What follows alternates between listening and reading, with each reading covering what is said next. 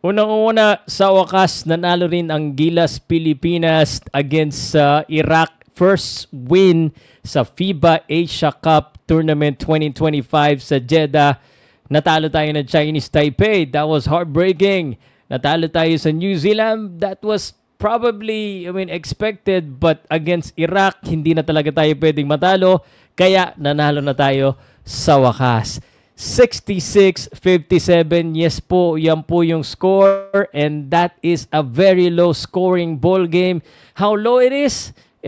If you look at the stats, 12, 21, 22, and 11 points lang ang Gilas Pilipinas in the last quarter. Buti na lang, ang Iraq po is such a, parang still a team na nagde-develop because they only scored 7 points in the third quarter.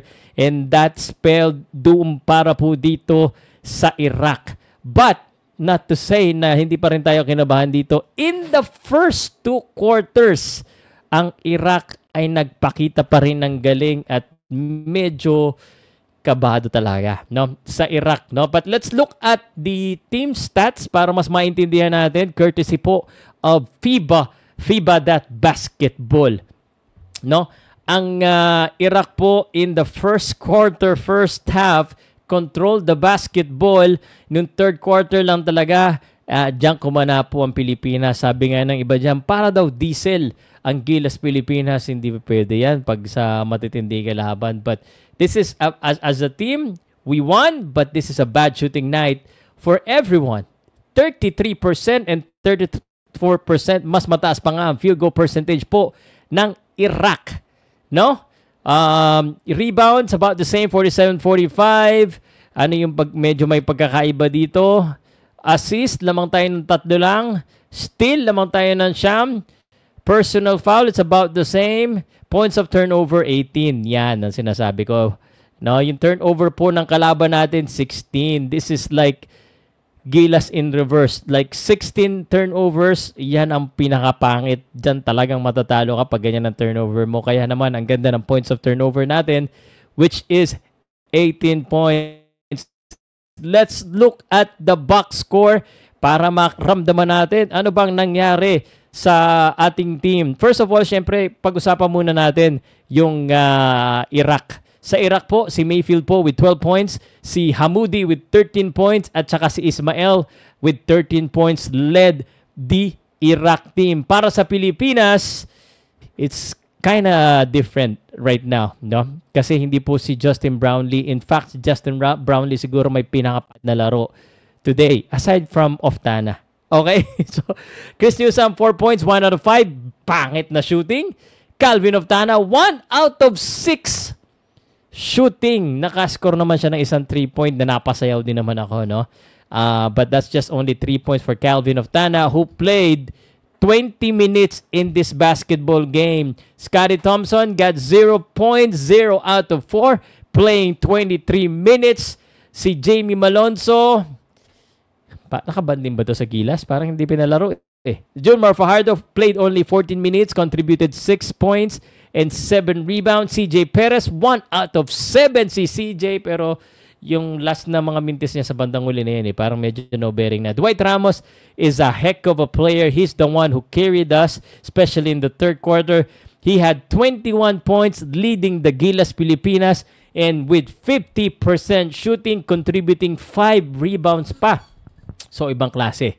Now, Japet Aguilar, na bigyan ng playing time, scored 2 points. Kevin Kiambao played 13 minutes, scored 4 points, 3 attempts. Justin Brownlee, yan ang pangit. Bandang huli lang yan. Muntik na injured pa si Justin Brownlee. 3 out of 12 lamang po si Justin Brownlee.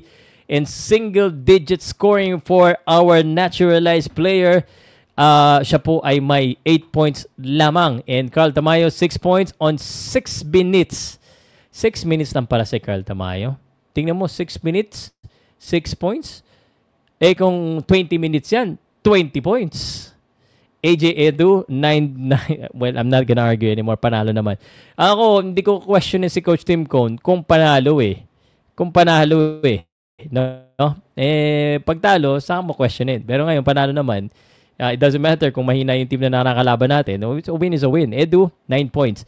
So, ayan po ang nangyari. Now, what is up next para po sa Gilas Pilipinas? Ang nangyayari po ngayon, ang mangyayari, Gilas Pilipinas will continue on in the FIBA Asia Tournament. So, tayo po ay mag-end up sa third place. Third place po tayo at ang Iraq ay may eliminate na. So, papakita ko po sa inyo ang standing. I'll tell you the standing. So, FIBA Asia Cup. So, ang Pilipinas po magiging pangatlo. May isang panalo. At dahil na-qualify ang Pilipinas, ang mga kalaban po natin ay C2. C2, hindi pa na-identify ang C2. Ang number 1 sa Group A, Australia, nakaabang na po. No? So, ang C2 po ay posible po na Saudi or Jordan. Saudi or Jordan. So, ayan po ang ating pong aabangan. At ang laban po ng knockout, August 11 po, wala pa pong oras. And then August 30 naman, yung against Australia, which is ito yung pinaka-inaabangan ko na sana po mangyari. Kahit na matalo tayo dyan, it's always good to see Philippines against Australia. Makabigay man lang ng isang uppercut. Joke lang. But, well, congratulations kay Coach Tim Cone at saka sa Gilas Pilipinas. I think ipas na muna natin yung pagbabash sa mga sa team, pati sa players, pati Calvin, panalo naman. But, you know, I guess what I'm trying to say here is dapat talagang may magbago po kasi hindi pwedeng ganyan ang ganyan eh.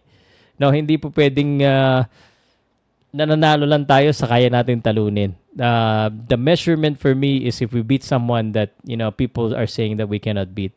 But congrats, Gilas, buhay pa tayo. Ibig sabihin, tuloy-tuloy pa yung usapan natin. Let me know what you think po sa performance po ng Gilas Pilipinas against Iraq. It's a win, but it's still bad.